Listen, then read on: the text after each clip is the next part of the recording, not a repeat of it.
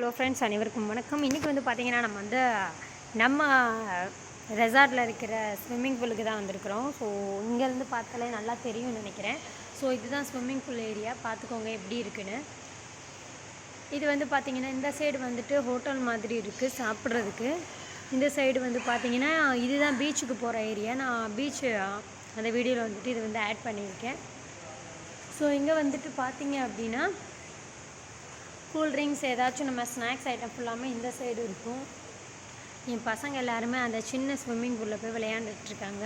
இங்கே நிற்கிறவர் வந்து பார்த்திங்கன்னா அந்த ஸ்விம்மிங் பூலுக்கு ஏதாச்சும் ஹெல்ப் அப்படின்னா அவங்கக்கிட்ட கேட்டால் அவங்க சொல்லிடுவாங்க.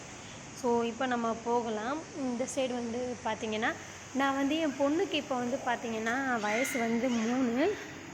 பட் ஒரு வயசாக இருக்கிறப்போ இதே இடத்துல எல்லோ கலர் சுடிதார் போட்டுட்டு இதே இடத்துல தான் உட்காந்துருந்தேன். ஸோ அதெல்லாம் ஞாபகம் வருது.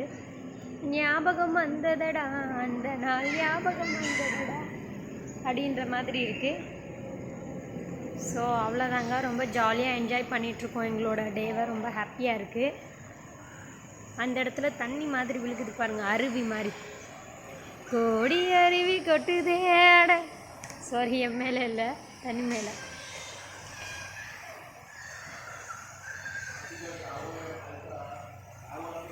இது எல்லாமே வந்து பார்த்திங்கன்னா ஃபுல் அண்ட் ஃபுல்லு இடம் வந்து பார்த்திங்கன்னா செம்ம பெருசாக இருக்குது, சூப்பராக இருக்குது.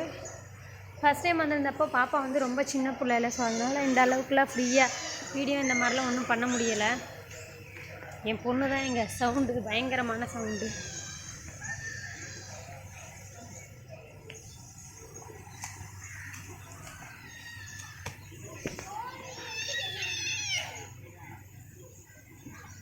இது ஏன் கத்துது?